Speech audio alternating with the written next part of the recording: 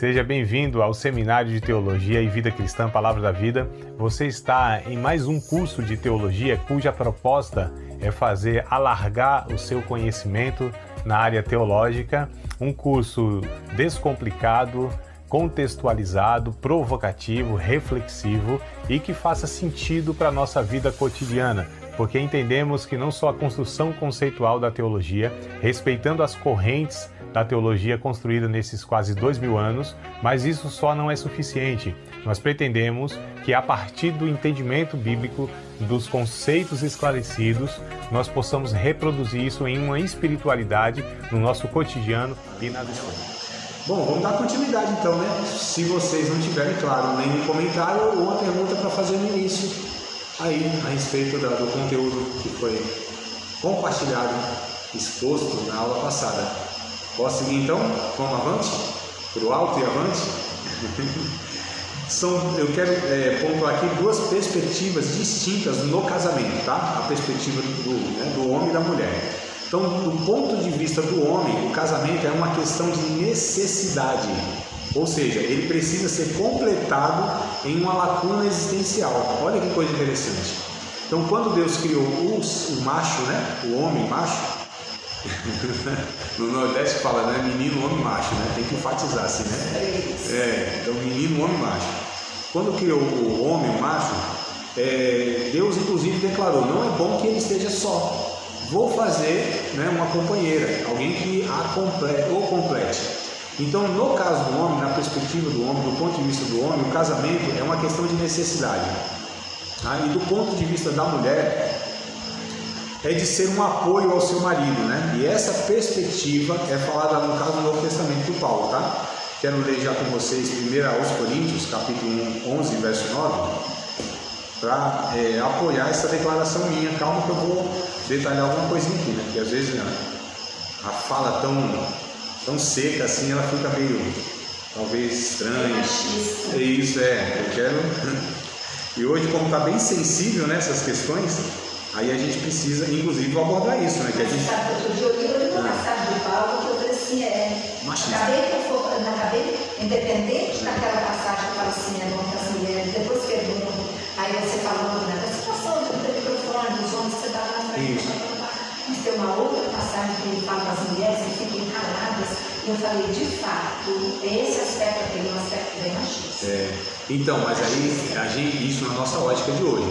Aí a gente precisa buscar no texto para ver qual o contexto, né, essa fala dele, o que de fato ele quis falar, o que ele quis dizer, qual a comunicação de Paulo. Porque se a gente fala assim, Paulo foi machista, né, um ensina o outro, a gente está falando assim, bom, então a Bíblia ela ensina, ela apoia o machismo, sendo que não, né? Agora nós estamos tão influenciados pela nossa cultura, por essa forma de pensar a respeito de todos esses ensinos, papéis e tudo mais, que de fato dá impressão, falou, opa, calma aí. Aí é por isso que a gente precisa refletir, pensar, falar, será que é isso mesmo? Será que a minha ótica, né, a influência que eu estou sofrendo não está enviesando, já estou levando a interpretação para o autor, que de fato ele nunca intencionou? Nós vamos chegar lá, vamos ver se a gente consegue pontuar aí também essas passagens, né? Do ponto de vista... Não, a gente precisa ler e a gente precisa entender, né? Porque dá a impressão, será que é isso mesmo? Porque a gente precisa compreender a Bíblia, né? E aí a gente tem esse desafio de fato, porque a gente... nós temos valores e princípios que vão sendo construídos na nossa vida a partir do texto que a gente vive, da época que a gente vive. Então, André, a gente vai lendo sempre, então assim, vem cá, é isso mesmo? Não acho que eu vou buscar uma resposta para isso. Então parece que a Bíblia, em alguns momentos, nessa circunstância aí, parece que ela não fala por si. Então você vai buscar onde? O que é que esse homem queria dizer de fato? Aí o que nós temos como, eu não vou falar garantia, né? Mas o que nós temos como referências? Nós temos bons teólogos ao longo da história. O desafio talvez é descobrir quais teólogos são esses bons. Tem que falar sobre o assunto. Exato, né? Porque fala do meu livro e uma coisa que às vezes a gente que é leitora se apega naquilo ali, assim, caraca, aí você procura na internet, você escuta isso, escuta aquilo, e eu estou escutando o que de quem, né? Então... Talvez o nosso desafio seja saber quais são as referências, né? Porque se tem tanta coisa, Internet, então, meu Deus do céu, é um mundo sem fim de informação. Mas é essa questão, como que a gente não tem filtro, por assim dizer. Quem está começando, ou quem não é tão... não mergulha tanto nesse universo, né, da teologia e do estudo, não tem mesmo. Tanto é que muitas vezes, às vezes, as pessoas me ouvem, né, aí ela fala, poxa, né, você falou tal coisa, né, achei muito bom, interessante, tinha ouvido, elogia a gente. Aí, às vezes, a gente vê ela postando uma coisa de um cara que é totalmente oposto. Pensando, será que o que eu estou passando para ela me elogiar e também elogiar essa pessoa, que eu discordo, sim, totalmente. Mas essa pessoa não tem filtro. Então, talvez o nosso desafio é adquirir esses filtros. Quem são os bons teólogos, os bons ensinadores? Aí dá importância a gente ter essas referências, né? Então, quem aborda isso aqui, a cultura, por exemplo, ou Francis Schaeffer, Abraham Kuyper, são referências universais, mundiais, para os teólogos. É que a gente tem um universo de informação que eu reconheço. Até para nós, a gente precisa fazer essa triagem, né? A gente precisa assim, opa, isso aqui não serve, isso aqui não é bom, isso aqui não é referência. Esse aqui fala isso aqui é aproveitado, mas não é tudo que ele fala. Então a gente tem esse exercício, deve ter, né? Mas vamos lá, vamos ver se a gente chega nesses pontos aí mais críticos, tá? Então, do ponto de vista do homem, né? O casamento é uma questão de necessidade, o homem necessita, ele tem uma lacuna, ele tem um oco, né, nessa área, e ele precisa de alguém que o complete. E a mulher, desse ponto de vista do casamento, ela deve ser um apoio ao seu marido nessa perspectiva. Essa perspectiva é falada por Paulo aqui, ó, capítulo 11, verso de número 9. 11, 9, estou meio cegueta aqui, mas vamos lá. Porque também o varão não foi criado por causa da mulher, mas a mulher por causa do varão. Ou seja, quem tinha a necessidade era o homem da mulher. Então a mulher foi criada porque o homem precisava ser preenchido em algo que lhe faltava. Então, pode ter tudo, menos machismo, pelo contrário, aqui favorece a mulher, né? Esse texto aqui favorece a mulher, porque diz que a mulher completa o homem. Ela tem algo, ou características, ou virtudes que o homem não possui. Então Deus fez o homem completo, ou incompleto, melhor dizendo. Chegou no comecinho, viu? E bom que nem tá te filmando, Natânia, ninguém nem vai saber que você chegou agora. Brincadeira. Isso aqui é restrito só a nós, tá? Então, é só a gente, o que acontece? Tem duas perspectivas a respeito do casamento na teologia. Uma é o igualitarismo e outra é o complementarismo. Eu, particularmente, eu penso que o que é mais adequado nós pensarmos é o complementarismo. O que isso quer dizer? Porque o complementarismo, né? Ou seja, o homem completa a mulher, ambos se completam, melhor dizendo. Quando Deus criou o homem, criou com lacunas, né? Criou com espaços. E a mulher, o texto vai dizer em 1 Coríntios 11, 9, que a mulher foi criada por causa do homem, ou seja, para completar o homem. Então eu acredito no complementarismo. A ideia do igualitarismo é o quê? O homem e a mulher, eles são iguais, mas não iguais como o valor que a Bíblia diz que é, importância, não é isso. É que assim, o homem não precisa da mulher e a mulher não precisa do homem. A Bíblia diz o contrário, nesse texto inclusive, né? O homem não é sem a mulher e a mulher não é sem o homem. Aí o Paulo vai dizer, porque a mulher precisou do homem para ser criada e o homem precisa da mulher para nascer, né? Então assim, um não é sem o outro. Então isso aqui é complementarismo. E a gente percebe que a mulher tem de características, o homem não tem, e vice-versa. Então ambos se completam, tá? São distintos nas características e em funções que a gente vai ver um pouquinho mais para frente. Funções e papéis, né, que eles têm na família, no casamento e na sociedade. Isso não quer dizer que um é superior ou outro é inferior. São características e papéis distintos. Esse é o ponto, né? Mas essas distorções, como a gente falou, o extremo que a gente vivia, que era o machismo, e hoje está partindo para o feminismo, então são extremos que eles vão desequilibrando essa ideia, né?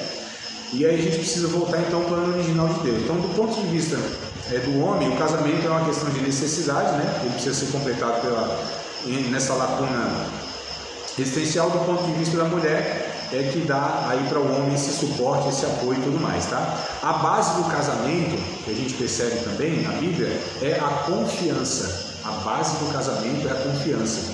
Lá em Provérbios 31, capítulo 31, verso 10 e 11, tem um texto. A maioria dos textos, embora aborde a mulher, mas serve para os dois. Quando fala-se de virtude no relacionamento, serve para os dois, tá? É que muitas vezes foi escrito para o homem, né, no caso de Provérbios. É a mãe do cidadão que fala para ele, né? Então é lógico que ela vai se referir à mulher, mas isso é aplicado também ao homem. Por exemplo, a confiança que a gente está falando aqui, né? Não é só a mulher, o homem que tem que ter confiança na mulher, a mulher tem que ter confiança no homem também.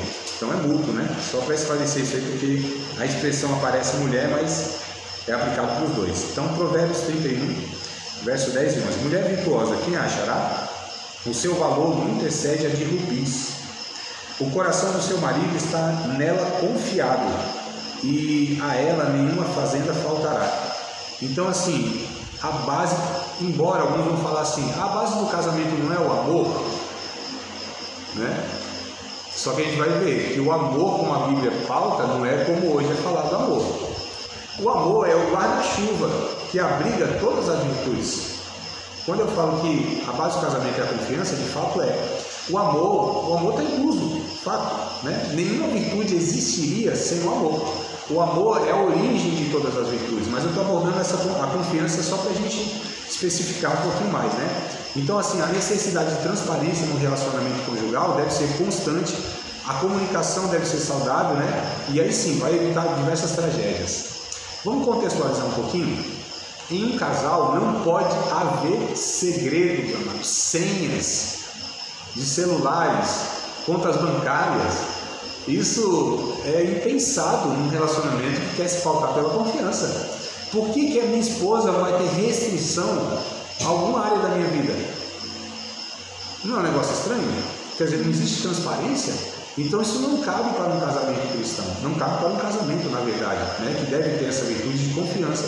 A transparência deve ser, a comunicação deve ser saudável, não pode haver restrição nenhuma.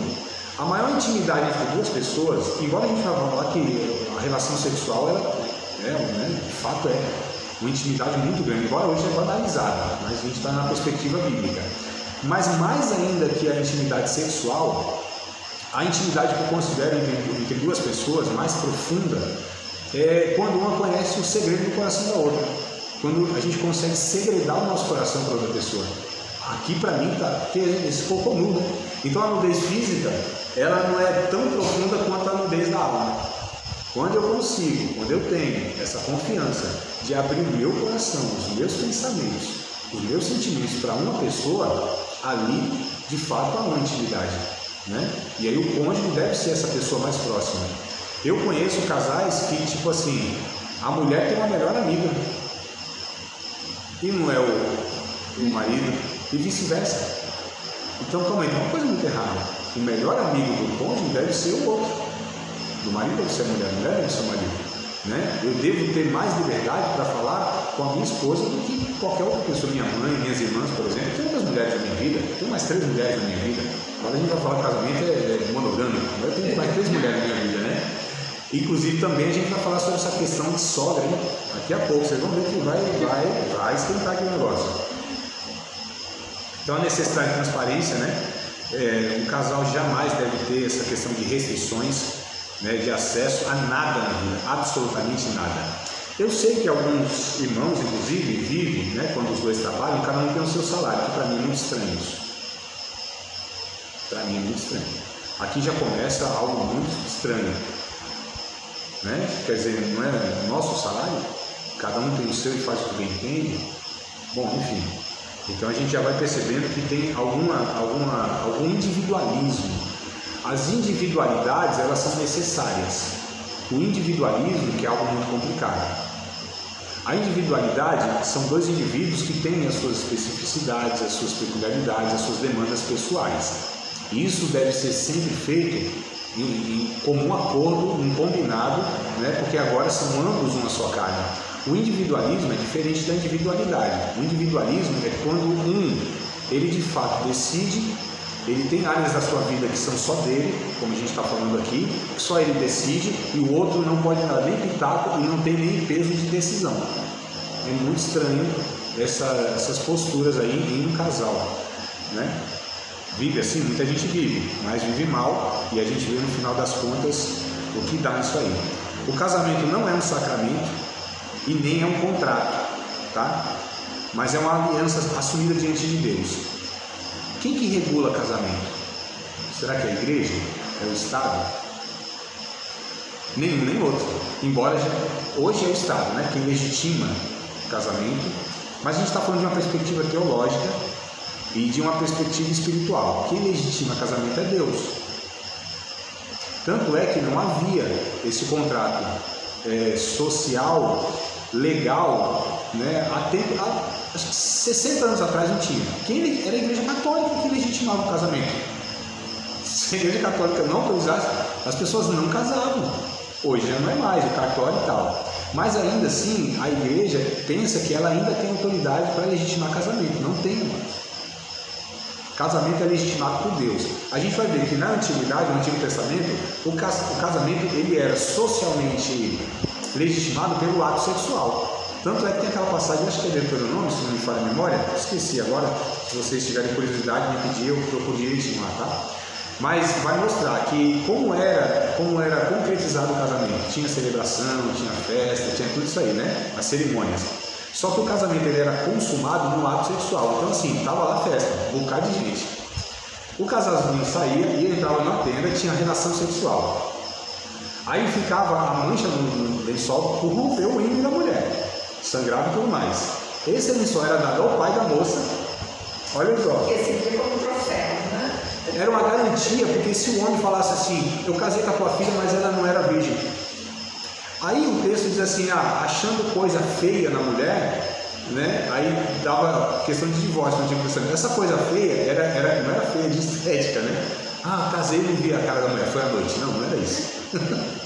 É igual o Jacó não casou com uma, não casou não tem.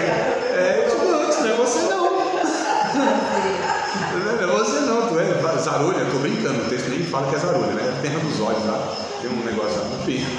Não é nesse caso. Coisa feia aqui é coisa imoral. Não era virgem, por exemplo. Só que o pai tinha prova, e esse lençol era guardado também. Aqui é a prova da virgindade da minha filha. Então é bem interessante que a Bíblia mostra essa. Tinha uma questão de dotes também. Também. Também. Era garantia de dotes também. Senão devolvia o dote. Mas aí tinha algo exato também. Mas tinha essas duas exigências, né? Tinha a questão do dote, que era uma questão financeira mesmo, e tinha a questão da virgindade. É como você tivesse, eu dou o dote, só que precisa ser virgem. Porque se não fosse, aí a filha era devolvida e o dote também era devolvido. Tinha essa questão, né? Então essa é uma questão muito mais cultural do que propriamente espiritual e teológica, por assim dizer, tá? Mas eu quero colocar o seguinte, não é a igreja e nem o Estado, porque antes não existia Estado, nem existia igreja. O casamento é uma instituição anterior ao Estado e à igreja. Então a igreja e o Estado não podem legitimar nada que é anterior a ela. Existe antes. Então a instituição casamento, quem legitima é Deus. Como que Deus reconhece um casamento? Quando essas pessoas fizeram aliança dentro do seu coração. Então, não é, eu coloquei aqui, não é um sacramento, como a Igreja Católica, por exemplo, ela tem. Sacramento é o quê? Oi? Sacramento, o sacramento é um ritual sagrado, né? E a Igreja Católica, na sua doutrina, ela diz que por meio do matrimônio, essas pessoas recebem uma graça especial de Deus. A Igreja Católica ensina isso. Aqui começa a primeira comunhão. Isso, Tem o crisma, o sacramento fecha tudo. Tem o batismo, né? São 7 sacramentos da Igreja Católica, né? Me ajudem aí. Batismo, confirmação, eucaristia, crisma. Então, a confirmação, crisma, a extremunção é a última.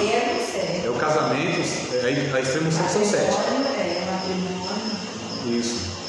Inclusive, às vezes tem. Depois do casamento é o que resta, né? Extremunção. Às vezes você perguntou assim, mas eu casei com fulano e o casamento está insustentável. Ele fala assim, mas O ato do casamento, do matrimônio, é que vai te dar a graça para você superar as dificuldades do casamento. Então a Igreja Católica entende dessa forma. Sim, é um sacramento. Mas a Bíblia não ensina como um sacramento, né? E sim como uma aliança. Sim. Esse é o ponto. Não é um sacramento e também não é um contrato. Tá? É uma aliança. É isso que a gente vê, por exemplo, Provérbios capítulo 2, versos 16 e 17. A gente já estava em Provérbios, né? Então vamos voltar um pouquinho. Provérbios capítulo 2, versos 16 e 17. Para te livrar da mulher estranha e da estrangeira que lisonjeia com as suas palavras, a qual deixa o guia da sua mocidade e se esquece do concerto do seu Deus. Concerto aqui equivale à aliança. Se esquece da aliança com o seu Deus. Outro texto do Antigo Testamento, em Malaquias, capítulo 2, verso 14. Alguns irmãos pensam que Malaquias só tem um texto, né? Que é o 3 e 10. Fala de dízimo. Malaquias, capítulo 2, verso 14. Que também vai falar sobre essa questão da aliança, né? Que o casamento é uma aliança. Diz assim, e dizeis, por quê? Porque o Senhor foi testemunha entre ti e a mulher da tua mocidade, com a qual fostes desleal, sendo ela a tua companheira e a mulher do teu concerto, ou seja, da tua aliança. Então a Bíblia trata o casamento como uma aliança, tá? Não é um contrato. O contrato pode ser desfeito, dependendo das causas, né? E aí vai cada um do seu lado, e aí divide os bens. E aí você tem, né, todo esse... Antes tinha, passou depois a ter outras formas, né, de matrimônio. Você tinha a comunhão total de bens. Comunhão parcial, universal, né, tem uma outra aí parece. Enfim. Separação total. E tem gente que já casa, né, principalmente os ricos, fala, ó, isso aqui é daqui pra frente, esse aqui não entra, né? Então já começou errado, na possibilidade já... E não no desejo de, olha só, de partilhar tudo que tem. Então perceba que o negócio já está distorcido na origem, né? A gente vai falar mais para frente que o divórcio não é uma opção para o cristão, não é uma opção. Embora, às vezes, infelizmente, seja um caminho a ser tomado por umas circunstâncias extremas, mas não é uma opção para o cristão, né? A gente vai abordar, só que, por que eu não vou tratar agora nisso, né? A gente vai falar mais para frente sobre essa questão dos divórcios e tal. Porque a gente está falando do plano original de Deus, da vontade de Deus. É isso que a gente precisa pensar, perseguir e aplicar na vida, né? Mas vamos chegar lá nessas situações aí extremas e tal. Como que a gente lida com a igreja, né? Como é que os discípulos de Jesus disseram assim, mestre, esta é a situação do homem? Então é legal que eu sei casar. Aqueles... Se for assim o negócio, então é melhor ficar sem casar. Eu até anotei para falar isso mais para frente, mas já que adiantou, é isso aí, né? Aí vem Paulo e diz assim, não, se for para ficar solteiro e se atrasando, é melhor que vocês se casem. Exato. Então, nem todo mundo tem essa questão do... Como é o nome, meu Deus do céu? Sobre o eunuco, né?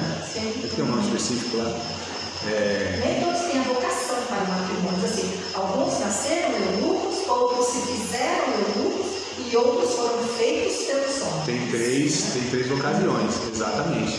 Então, assim, nem todos têm vocação para matrimônio. Não, a maioria tem, né?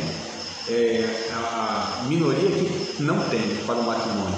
E aí que a gente precisa identificar. Qual matrimônio, né, André? De qual matrimônio você está falando? Não, do matrimônio é um só, Pois então, eu invejo que a maioria tem vocação para isso. Não, a vocação que eu digo assim... Não sei se é que a gente já pegou a fonte bem deteriorada já com a água suja, entendeu? Não tem quando eu digo vocação, talvez a palavra não... Vocação que a gente tem vocação como uma aptidão, né, alguma habilidade, não. Eu digo assim, o ser humano, ele foi criado por Deus com essa demanda. Quase como que uma missão. Uma demanda, não, uma necessidade existencial. O ser humano ele foi criado, né, para ser social. Então existe uma demanda. Tanto é que a criação não é isso que eu estou pontuando aqui, ó. O homem qual é a demanda do homem? Ele tem uma lacuna, né? Tanto é que Deus fez a mulher por causa do homem, porque ele tinha essa necessidade. E por sua vez a mulher também tem a sua demanda. Então o ser humano ele foi criado não para ser uma pessoa isolada, relacionalmente falando, nesse âmbito, né? Então tem essa demanda. O ponto é que muitas vezes a gente está desacreditado do casamento por tudo que a gente tem experienciado na nossa vida individual e coletiva. Mas continua sendo o projeto de Deus, é por isso que eu sempre estou enfatizando, o projeto de Deus é esse, o original é esse, a vontade de Deus é essa. Se a gente tem conseguido ou não, é outra história, isso não invalida o que Deus planejou para o princípio, para o começo, né? E, o casamento é ruim e tal, não, são duas pessoas ruins que não estão... A gente está falando no âmbito dos cristãos, inclusive, que deveriam, inclusive, desfrutar do relacionamento matrimonial. Eu até retirei, né, acho que as irmãs não estavam na aula passada, Ana estava. Eu lembro que eu fui pegando seu pé e eu não fica, Natana. Tá virando terceira edição já, né? Mas aí eu falei, eu quero até retirar uma palavra minha, uma frase minha, que eu falava que Deus não criou o casamento para sermos felizes e sim para mudar caráter. Na verdade, eu digo, na verdade verdadeira, Deus criou o casamento sim para encontrarmos a completude, a plenitude, a felicidade. O grande problema é que entrou o pecado no mundo. Aí passou a ser o casamento não mais como essa possibilidade. Não mais. Então, né, por isso que eu queria reformular e refazer esse meu pensamento e corrigir a minha fala, que já vem de tempos. Né? Como eu fui pensando mais em matrimônio, essas questões todas, de um tempo para cá, então eu falei, não, calma aí, eu estou falando uma coisa que não é assim. Porque eu estava me referindo, na minha cabeça é sempre, é a nossa realidade, de fato, aí não é preciso mesmo.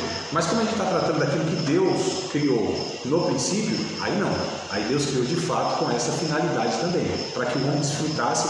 O casamento, na ótica de Deus, deveria ser a incubadora das virtudes para o mundo. Queria até agora esse pensamento, hein? Eu achei interessante, ainda bem que está gravado, vou repetir. Será que eu consigo? O casamento Deus criou para ser incubadora das virtudes para o mundo. E de fato foi o que eu falei na aula passada. Deus criou a família para que através da família abençoasse o mundo. E não o contrário. Vou abençoar esse mundo para a família. Não, foi criado. Criou macho e fêmea e os abençoou. Frutifiquem, multipliquem e encham a terra. Isso foi reiterado, que eu falei, lá no capítulo 12 de Gênesis, através de Abraão. Em ti serão benditas todas as famílias da terra. Então é através da família que Deus alcança, abençoa e restaura o mundo. Continua sendo a proposta de Deus, o plano perfeito de Deus. Não é a salvação do indivíduo que é o plano de Deus, é a salvação da família. E através da família, aí sim, restaurar todo o resto. Então, por exemplo, se uma igreja evangélica, se um cristão não entende a prioridade máxima, o topo das prioridades, a família, nós vamos realizar um bocado de coisa para Deus. Nós vamos até ganhar um bocado de gente para Deus. Só que nós estaremos invertendo a prioridade e a gente vai ficar enxugando gelo. Eu brinco, né? É uma tarefa de pentear macaco. Não acaba nunca, mas. Aí a gente quer fazer um monte de coisa, ganhar vida e tal, mas a gente despreza a base da igreja, a base da espiritualidade, a base do ministério, a base de tudo que existe entre nós é a família. Quando a gente lê todo o Antigo Testamento, estou até saindo um pouquinho do meu roteiro aqui, quando a gente lê todo o Antigo Testamento, assim, Gênesis nem se fala, né? Começa lá da primeira família lá, a Eva, o Adão, Caim, Abel, complicação. Aí depois vem lá o Noé, o amado Noé também foi uma desgraça só. Deus salvou a família de Noé, por quê? Porque eram bonzinhos? Não. Saíram da arca, já aconteceu o que aconteceu. O Noé enche a cara. Nas minhas pesquisas, uns dias atrás, eu cheguei de fato ao entendimento que quando o texto diz lá que o Caim não, meu Deus, é o Cã, né? Ele descobre a nudez do pai, é possível, lá no original, que o autor está dizendo que ele abusou sexualmente do seu pai. Olha só, né? Não foi à toa aquela maldição, foi só porque viu nu. Né? A gente vê isso no Levítico, por exemplo, não descubra a nudez da sua mãe, a nudez do seu pai, não é apenas ver nu, né? É abusar sexualmente, a conotação é essa. Enfim, aí você vai ver Noé, aí você vai ver Abraão, Isaac, Jacó, nem se fala, meu Deus do céu. E a família de Jacó, só desescritura, só disfuncional. Aí você vem o resto para frente. Moisés, então, Moisés lá quase que dá uma separação doida, se não é o sogro intervir, abandonou a mulher, né, para fazer a obra de Deus, né, quase que dá um pepino lá se a mulher não intervir também, porque ele não quis, enfim, é um negócio doido que deu lá nessa família aí. Aí todo o Antigo Testamento, na época dos juízes, quem difere um pouquinho entre Moisés, por exemplo, e o restante é Josué, que tem até aquele texto muito famoso, né, do 24:15, que diz, vocês quiserem servir outro Deus, vocês sirvam, mas eu e minha casa serviremos o Senhor. Então esse líder, ele já destoou dos demais, porque a gente pega o juízo dos 400 anos, só de estrutura familiar. A gente pega no começo da monarquia, né, que é com Samuel ali. Oh meu Deus, não é Samuel? Não tem. Qual que é que faz a transição? Esqueci agora. Enfim, Samuel, né? Não, mas antes de Samuel nascer, meu Deus do céu. Não, enfim, é o último juiz. Não, é o último juiz, é Samuel, tá certo. Aí o Samuel, aí você vê, o cara, ele foi um profeta excepcional, um sacerdote de Deus e um juiz. Ele educou o rei. Ele educou o rei. Exato, mas ele deixou a desejar com seus filhos. O Saul, aliás, o Eli, nem se fala. Um sacerdote, péssimo pai. Saul. Eu confundi Samuel com ele. Saul era louco. Saul também quis matar até o filho. Davi, não vamos nem comentar, que é para mudar. Tirar dele o nome bonitinho de que ele, segundo o coração de Deus, respeito isso aí, né? Como profeta, como rei, profeta não, né? Como poeta, como rei, como líder, foi assim uma pessoa excepcional, uma sinceridade extrema. Como pai foi um fracasso. Um fracasso. Então a gente vai vendo isso aí, ao longo dos profetas. O seu filho nem se fala então, né? O Salomão, nem se fala. E os demais foram seguindo, os profetas, e a gente percebe que a maioria das tramas dos textos históricos é envolvendo família. Sempre desestrutura, sempre disfuncional, sempre o problema. Em todo o Antigo Testamento é isso, mano. Que a Bíblia desestrutura. A família é a destruição. Exato, então não é um clichê, não é um jargão que a gente usa. É fato histórico, é fato bíblico, é fato teológico e é fato social nosso, histórico-social. Então, se a gente não atentar para isso, eu vou trazer, não sei se vai dar tempo. Para a gente, não era de se esperar, então, uma coisa muito melhor, né? Porque, no sentido de que os patriarcas, desde lá no começo, então, se estavam mais próximos da origem, tem toda essa desestruturação, quando chegou a nossa vez, a nossa vez, o negócio já estava descambado, né? A gente não pode esquecer também de do inimigo, né? Desestruturou o primeiro casal e continuou agindo até o diabo, o fato, tem parte nisso, mas eu vejo muito mais como um resultado do pecado humano. Eu sei que o diabo não fica. Não é inocente. A gente não vai ser advogado dele, né? Mas assim, é muito mais fruto do homem se distanciar do plano original de Deus. A mãe dela falou um negócio que estava mais próximo da origem, eu não sei não. Historicamente, cronologicamente, pode ser, mas existencialmente eu acho que não tem tanta diferença. Porque quando a gente pega Gênesis 6, por exemplo, pega aquela sociedade de Gênesis 6, o que difere de nós? Nada. Né? Então eu acho assim. Então, se eles lá naquela época já era assim, o que podia se esperar nessa época agora? Sim, é ladeira abaixo, Mas o Evangelho veio em qual finalidade?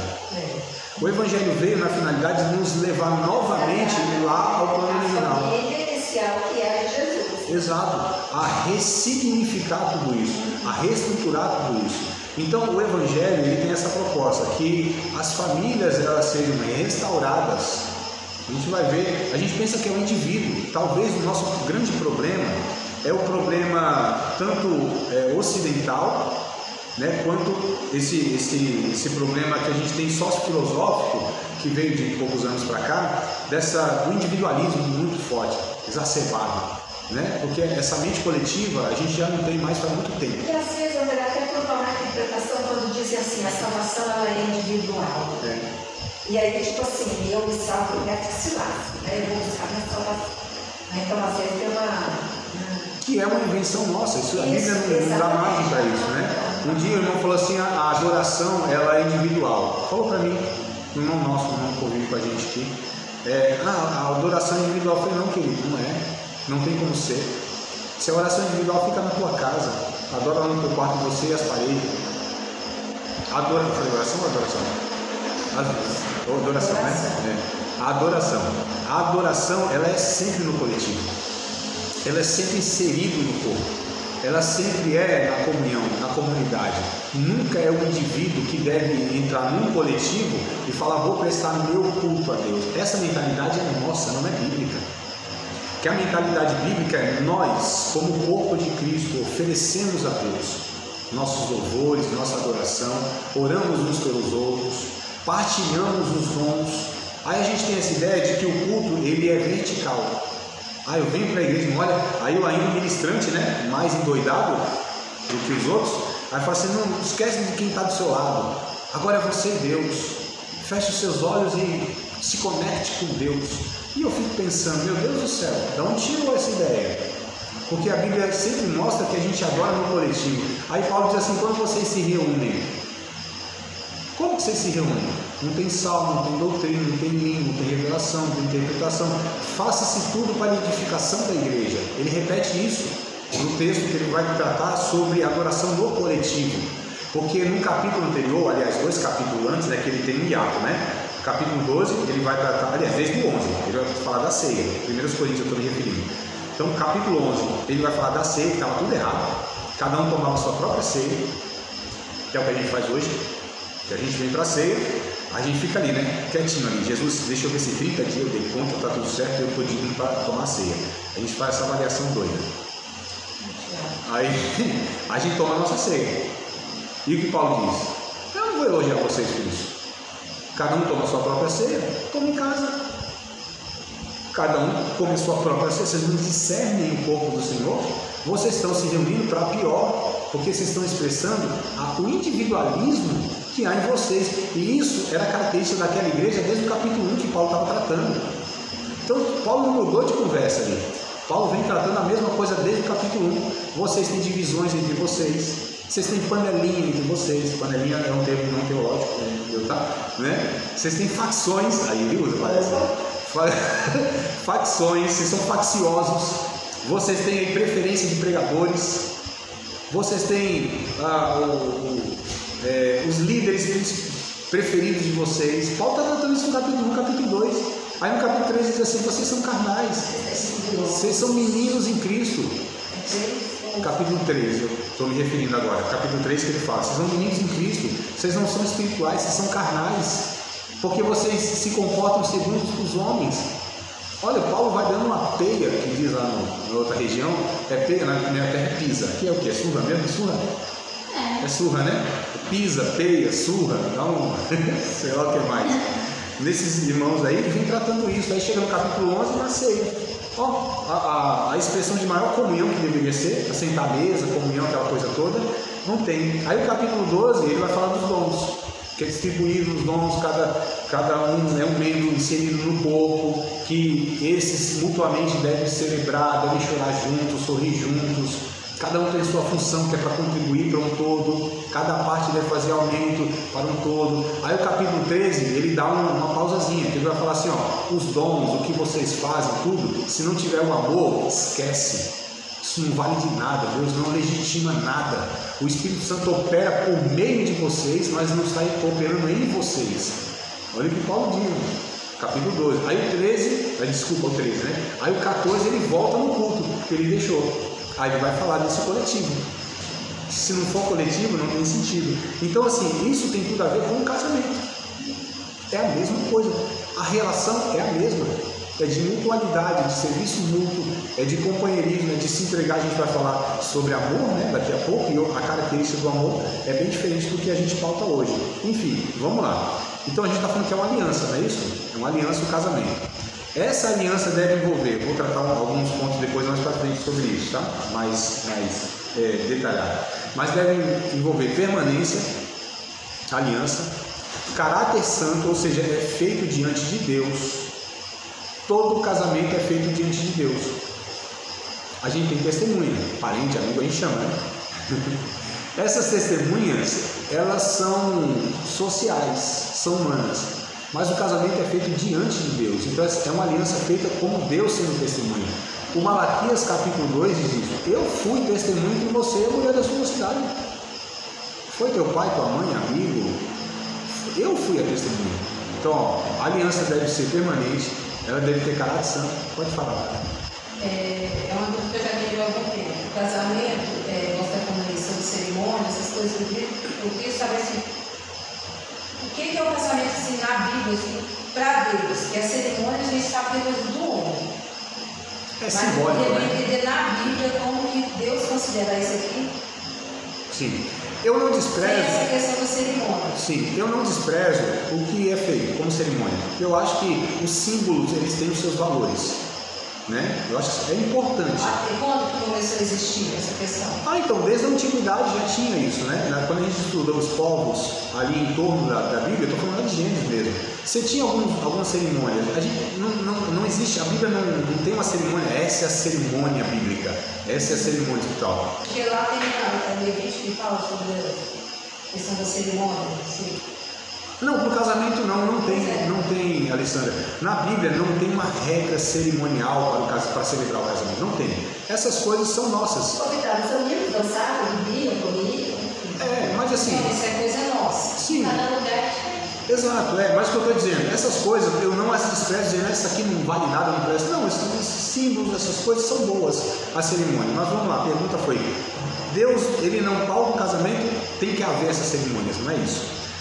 Eu entendo que Deus legitima, reconhece um casamento entre duas pessoas quando existe dentro delas, no coração delas, no íntimo delas, uma aliança.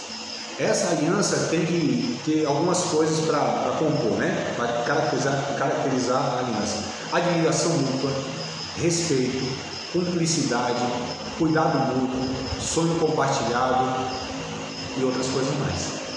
Tendo essas virtudes ou essas características, Deus enxerga e diz: aí existe um casamento, eu reconheço um casamento. Porque a pessoa pode ter lá um documento, certidão de casamento, pode socialmente ser reconhecido como casamento, pode haver filhos, pode ser reconhecido na igreja, ministerialmente, como uma pessoa casada, mas se não há esses elementos, Deus não enxerga. Pode ter 20 anos. Não é legitimado. Por Deus não é reconhecido como casamento. Como é que fica então essa frase bíblica que diz assim, por exemplo, o que Deus uniu, o homem não separa? Então, por exemplo, essas situações que não foram legitimadas por Deus, a pergunta foi Deus mesmo que uniu? Ou Deus separa aquilo que o diabo uniu? Vamos lá então, calma aí. Primeiro, tem um ajustezinho que eu quero falar na frase que você falou. O que Deus uniu, o homem não separa. Não separa. Não separe o homem. Não separe o homem. Todo casamento é a união que Deus fez. Todo casamento é a união que Deus fez. Porque o casamento é a instituição de Deus. Por exemplo, dois espíritas casaram. Ali existe a bênção de Deus para o matrimônio.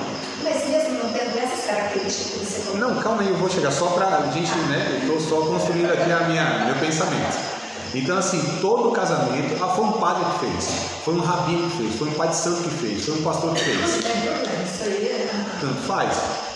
A gente está falando da instituição casamento de duas pessoas decidirem construir uma família a partir de um casamento. É isso que a gente está falando. Isso aqui é Deus que estabeleceu, é de Deus a instituição.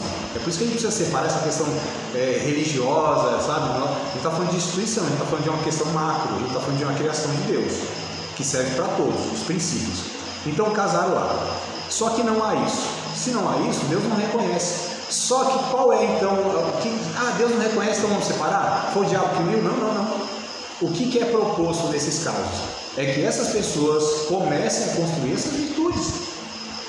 Principalmente se elas tiveram contato com o Evangelho. Não é o que Paulo diz? Por exemplo, qual é o contexto de 1 Coríntios capítulo 7?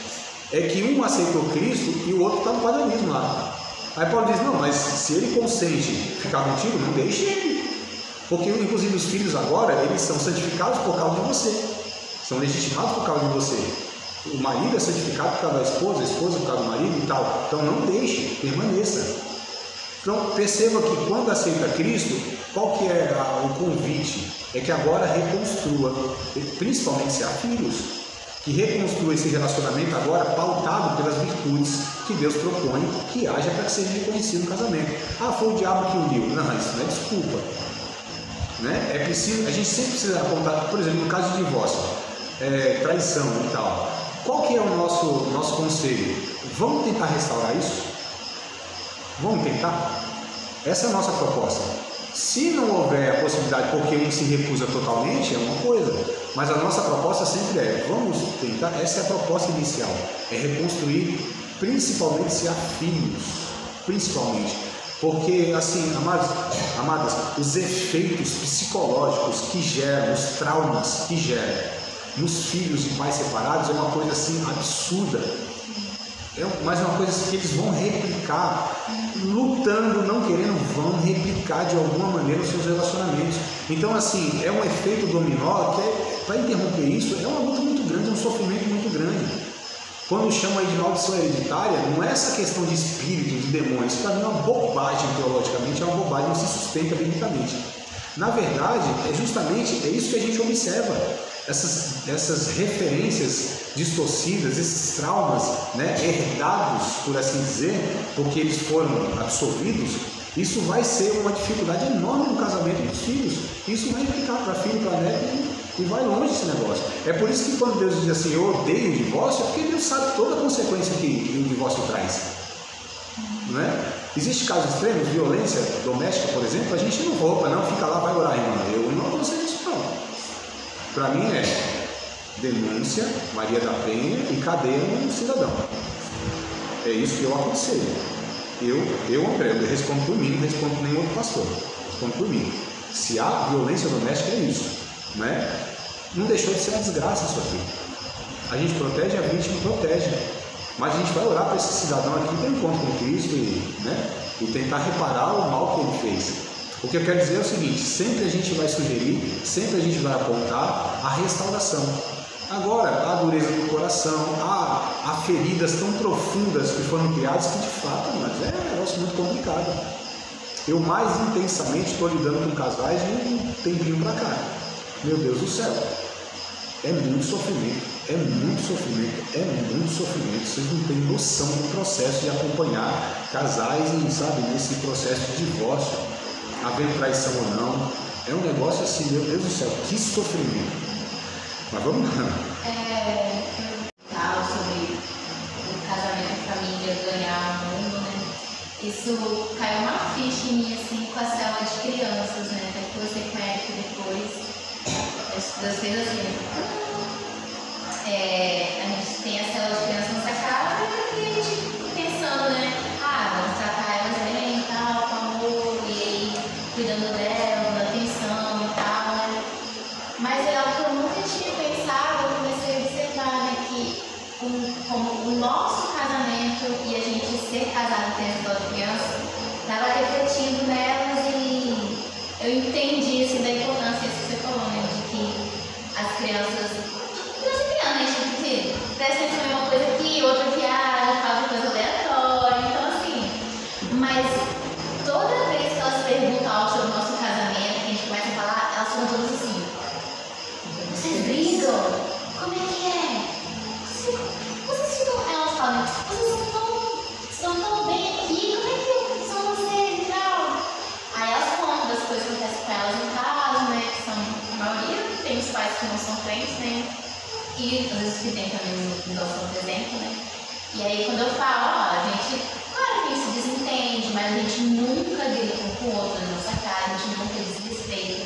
Eu nunca vou, a gente não xinga, não existe na nossa casa. Aí eu falei, o que acontece? Às vezes eu fico triste, aí eu fico um pouco na minha, pra não falar com ele, às vezes eu choro, aí eu peço desculpa, eu também, às vezes eu falo sem pensar, não vou pedir perdão. Nossa, que tudo assim, começa a perguntar, e aí deu start, fala, eu falei com ela, o nosso casamento, os casamentos, né? também é uma forma de evangelizar. O nosso casamento é para mostrar, é um testemunho de mostrar o amor de Deus e como deve ser, ainda mais hoje em dia. Cara, essa é uma epidemia de divórcio, porque, meu Deus do céu.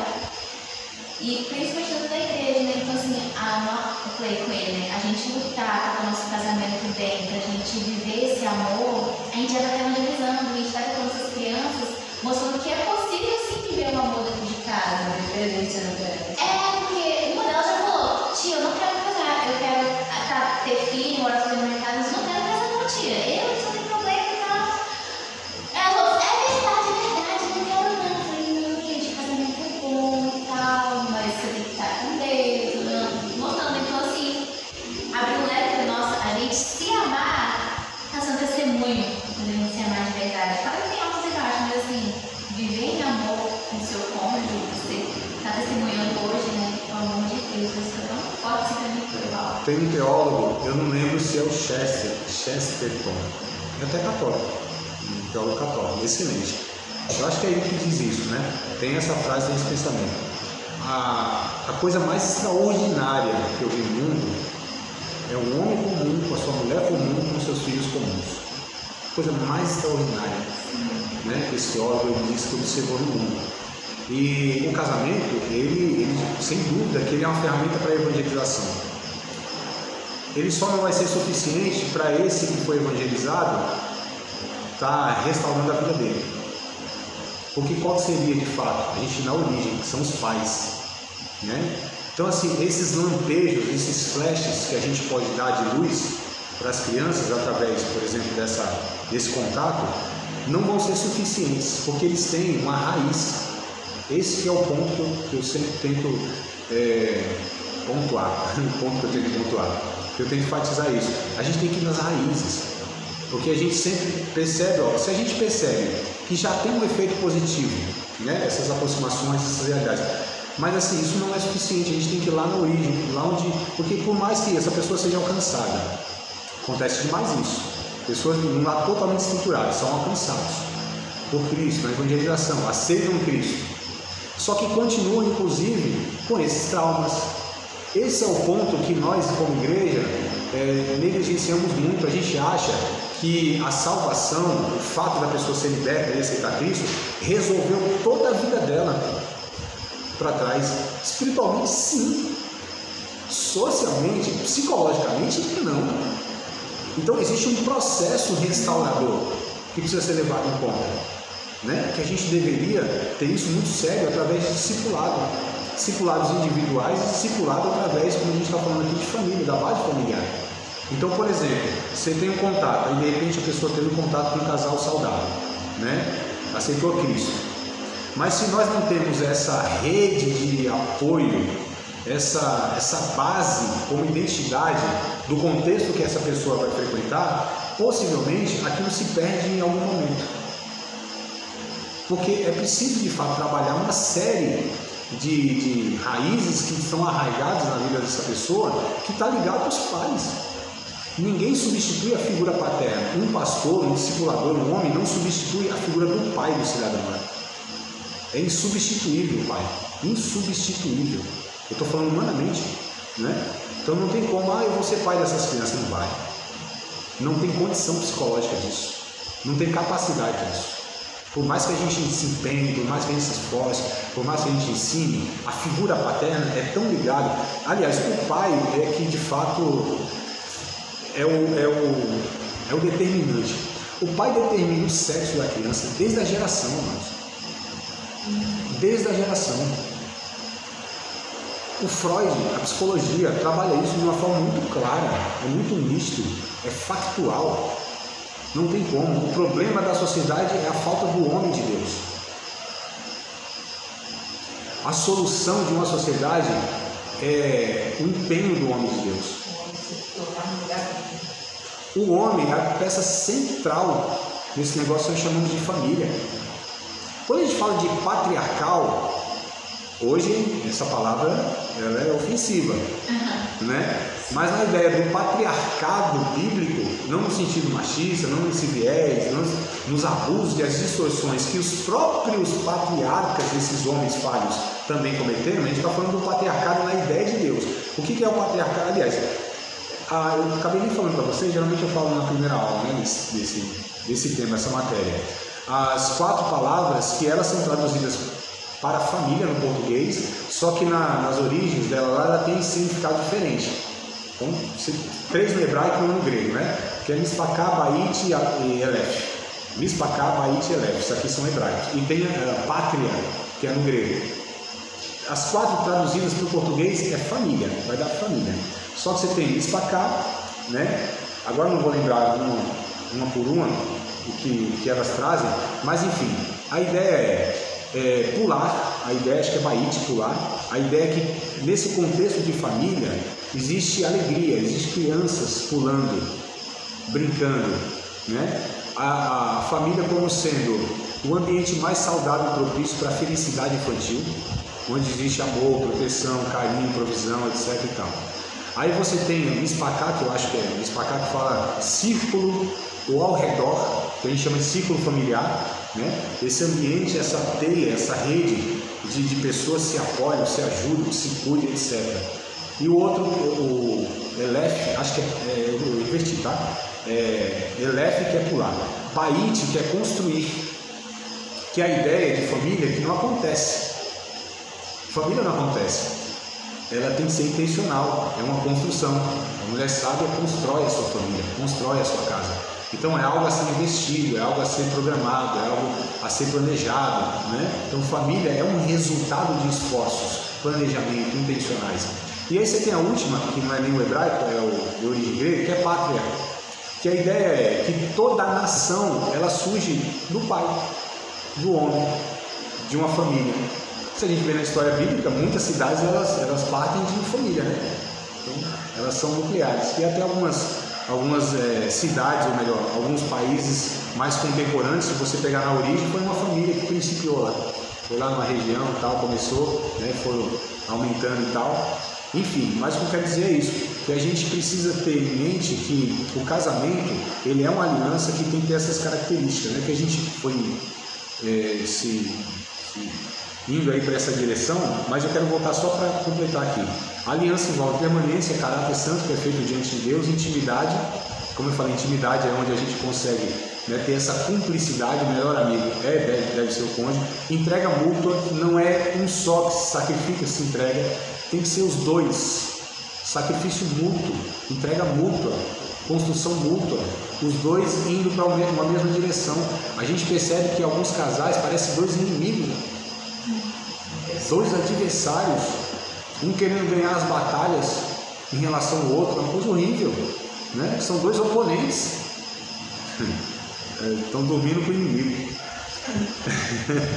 E o outro ponto para finalizar aqui, vocês me dão mais 5 minutinhos, eu passei uns 7 minutos, mais 5 só para concluir, que eu acho importante isso aqui. Exclusividade. Aliança deve envolver exclusividade. Eu coloquei aqui em parênteses, não pode haver interferência. Um homem deixa o seu pai e a sua mãe, se une à sua mulher, e ambos serão uma só carne, deixa pai e mãe. O homem precisa pensar o seguinte: quando ele vê a mulher mais importante da sua vida, não será mais sua mãe. Não deve ser mais sua mãe. E com isso eu não estou dizendo que deve desprezar a mãe, não cuidar da mãe, etc. Não é isso. Senão contradiz a própria Bíblia que diz: honra o pai e a mãe.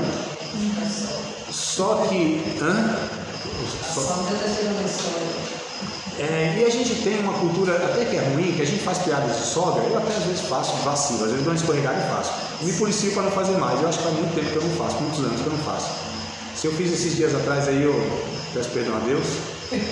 Mas é uma cultura, né, que a gente tem que lutar. Há muito tempo que tomei essa consciência, falei, opa, vou deixar isso aqui, porque eu estou sendo influenciado por uma cultura. Mas assim, por exemplo, minha sogra é bênção de Deus na minha vida. Eu tenho 2, uma mulher só, mas 2 sogras. Já contei essa história para vocês, né? Não? É porque assim, a Vânia é adotada, né? E é adotada pela tia. Então tem a mãe biológica e a mãe adotiva, né? Então eu tenho 2 sogras. Dupla honra Deus me deu. abençoado 2 vezes.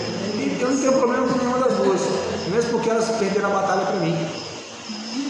Né? Eu estou falando sério, porque no começo, de fato, elas não tinham uma relação boa comigo. Eu tinha com elas não tinham comigo. Mas eu venci mesmo. Venci pela insistência, pelo testemunho, venci. Tanto é que hoje talvez me trate melhor do que a filha. Né? Mas a questão é, então a gente precisa até interromper essa cultura que a gente coloca a sogra como de uma forma pejorativa. Não é, é uma bênção, uma segunda mãe, né? É quem gerou a mulher da nossa vida, no caso eu estou falando, né? E aí o que acontece? O homem precisa entender, quando ele sai, os dois saem das suas famílias originárias e vão constituir a sua família. Então esse homem aqui tem responsabilidade maior, prioridade é a esposa, porque tem mães narcisistas e manipuladoras que querem interferir inclusive na vida da nora. Está errado, é exclusivo, a aliança é exclusiva, são os dois. Infelizmente há essas realidades onde muitas vezes Deus fala para os jovens quando casam, fala isso. Sim, fala isso para os jovens quando casam. Precisa falar. Exato, ser ensinado. Exato. Isso é muito grave, está sendo muito grave. E a gente está tratando, amado, isso aqui tudo que eu estou falando, eu enfrento e eu lido com isso quase que diariamente. Aí a gente fica perguntando esses casais, jovens que estão casando, que tipo de preparação eles têm para o matrimônio? Exato. A mãe já estragou o menino já no berço. Então já vem de berço esse negócio.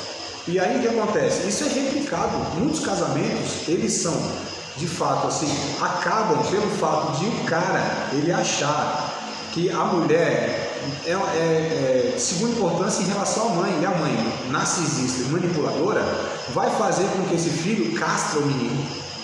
O cordão umbilical nunca é rompido, né? Então, assim, há muitas dessas situações que eu falei, a gente enfrenta. Hoje, eu estou enfrentando isso. Tudo isso que eu estou falando de distorção, mas eu enfrento isso diariamente. Eu não estou falando de teoria nenhuma. Eu estou falando de pura experiência vivida no dia a dia. Quase que diariamente, eu estou falando hoje. Esse tem sido quase que minha atividade diária. Ministerial. A gente acompanhar casamentos que tem todas essas desestruturas. E a gente vai vendo isso aqui, ó, na origem, facilmente. Né? Então, especificamente tem um que é esse caso aqui, onde a mãe, o cara ele falou, não, opa, a tua mulher é essa aqui, a sua mãe, se está interferindo, você põe ela no lugar dela, mãe, te amo, te respeito, tal, sou grato inclusive pela vida, tudo que você fez comigo, mas a minha responsabilidade diante de Deus é essa mulher aqui, que se você não respeitar, eu também não sirvo para ser teu filho. É assim, amados, tem que ser. Isso não é um desrespeito na mãe. Isso é um respeito com a esposa que eu assumi diante de Deus, que eu tirei da casa da mãe dela. Né? Então, assim, tem uns caras, uns moleques aí, uns meninos, pode ter 30, 35, 40 anos, para mim é moleque. Os meninos que ainda não desmamou. Não desmamou, tá lá. É que ele acha bom, né? Porque tem um peito novo e tem um velho. Pode falar. Estou gravando, não tem problema não. Eu falaria no domingo à noite isso aqui. Os irmãos se escandalizam comigo, né? Porque eu não sou nenhum pregador assim, convencional. Por isso talvez eu não pregue tanto. Eu não sou convencional. Porque se a gente não trata essas realidades na igreja, diante do povo de Deus, vai tratar como aonde, irmãos? A gente se escandaliza às vezes com as expressões e com a realidade do igreja que a gente tem, né? Só que a gente não trata a realidade. E aí fica difícil. Então, a aliança tem que ser exclusiva. Ninguém pode interferir, nem sogro, nem sogra, nem mãe, nem pai, nem parente, nem ninguém. O casal, ele constitui a sua família, constitui a sua família, para que eles possam construir a sua realidade. Então, quando, por exemplo, um homem permite que seja o seu pai, sua mãe, seu irmão ou irmã fale mal da sua esposa, está todo errado isso aí. Ele é o maior defensor da sua esposa. Pode ser quem for, não deve admitir que vice-versa. Né? Depois a gente, eu acho que eu nem vou entrar nessas questões, isso é mais conto de casais que eu falo isso aqui. Inclusive esse mês que vem eu vou estar aqui falando sobre essas questões aqui no igreja próximo. Aí a gente fala, não discute em público, não deprecie em público, não expõe o outro em público. Não é, mano? A gente não deve fazer, a gente tem que proteger ao máximo o nosso cônjuge. Ao máximo. Tem um ditado tão antigo e tão contemporâneo, tão atual: roupa suja se lava em casa. Entre os dois, inclusive. Então, assim, exclusividade. Os pais, eles não são prioridade em relação ao cônjuge. Não são. Devem ser cuidados, amados, respeitados, honrados, etc. e tal. Desde que eles não prejudiquem o relacionamento conjugal, né? Porque senão eles estão aí trabalhando contra. Vou participar de mais uma aula de um dos nossos cursos, Seminário de Teologia, Vida Cristã, Palavra da Vida. Espero que tenha te abençoado, não só alargado o seu conhecimento teológico, mas que tenha também atingido o teu coração para que você possa, a cada dia mais, reproduzir a vida de Deus nas suas relações cotidianas. Se você ainda não é aluno oficial de um dos nossos cursos, se inscreva aqui no contato que vai aparecer do WhatsApp. Também nos siga nas redes sociais, se inscreva no nosso canal, compartilhe à vontade e Deus